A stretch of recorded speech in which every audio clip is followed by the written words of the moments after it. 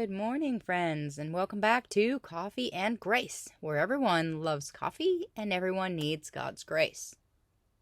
Today I've got my Get Into Nature cup. I think someone gave this to me for Christmas one time at work. And I have regular black Folgers pour-over coffee. Going old school today.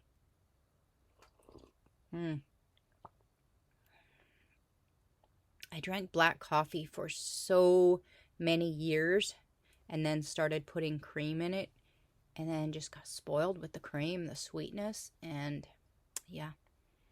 I remember drinking plain old black coffee when I was 12 years old working on the potato farm.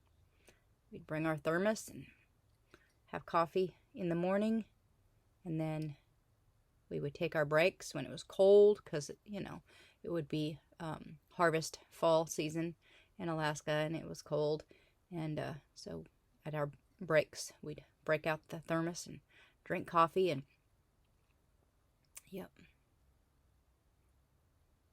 that's what I did. So black coffee is good. Anyways, we are going to get started here with our last day of Stop Dying and Start Living. So last day for this week, and at the end I will let you know which plan we're going to do next. So today's is titled Life is a Journey. Oh boy, isn't it? It's a good one. All right. The third thing to remember, if we want to stop dying and start living, is that life is a journey, not a destination. We need to enjoy it. So what was our first thing was start looking forward instead of looking back. We look forward to what's coming next. And then day 2 was give your life away. And then today is life is a journey. So 3 things to remember to stop dying and start living. So, life is not a journey. Life is a journey. It's not a destination, and we need to enjoy it. There is a story about a man called Earl P. Haney. He lost it all in the 1920s. He was so worried that he developed ulcers that were eating the lining in his stomach. He became so sick the specialist said he was incurable. One day he said to himself that he had nothing to look forward to except for death, so he thought he would make the most out of the time he had left. He told his doctors he was going to travel the world. They replied that if he did so, he was going to die. He made all the arrangements to travel on a steamship, had his casket on the ship, and made arrangements that, should he die, he would be buried in his home state of Nebraska. He boarded the SS President Adams in Los Angeles en route toward China. Almost immediately he started feeling better, eating and enjoying himself more than he had in years. He returned to perfect health. He stopped dying and started living. What was the worst that could happen to him? He would die. Once he accepted the worst, he realized that when you have nothing more to lose, you have everything to gain. 2 Kings 7 tells the story of 4 lepers sitting outside the city of Samaria, which was under siege.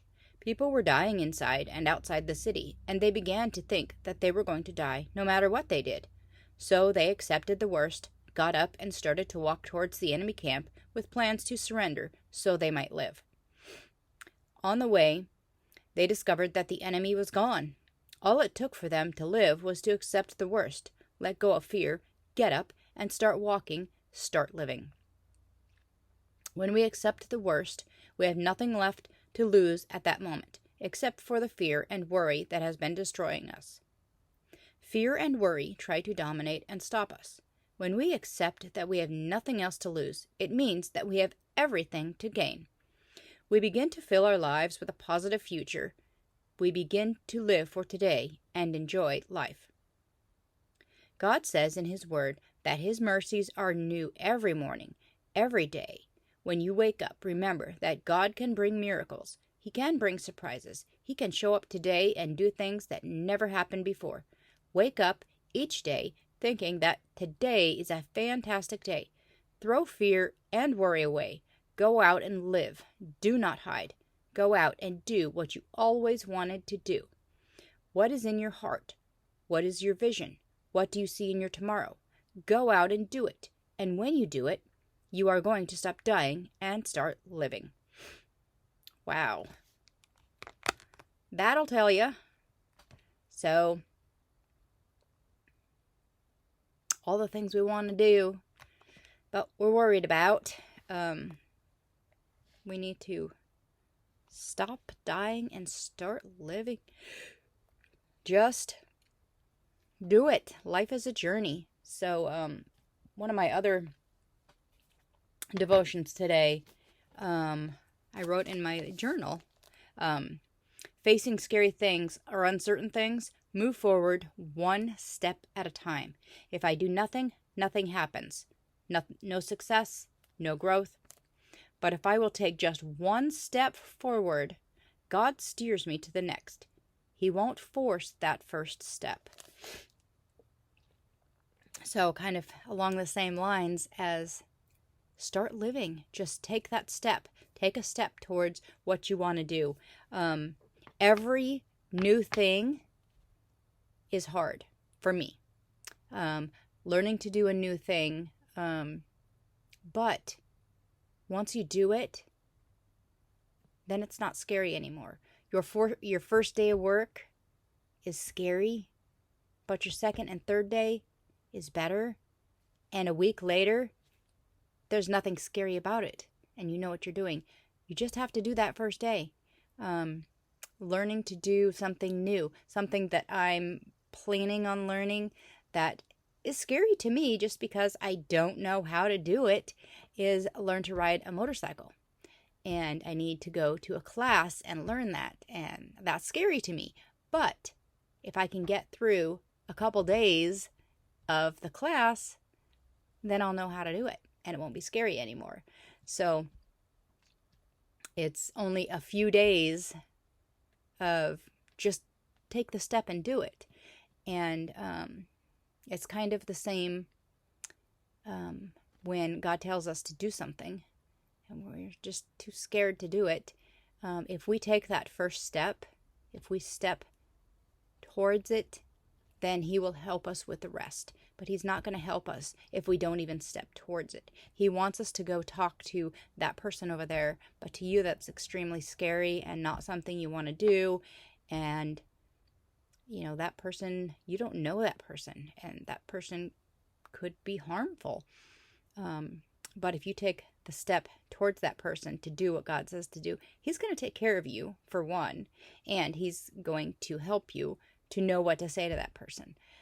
I've been in that situation where I was sitting at the park. I think I was just reading in my car, and somebody walked up to the car, and his young person, possibly homeless, possibly maybe on drugs.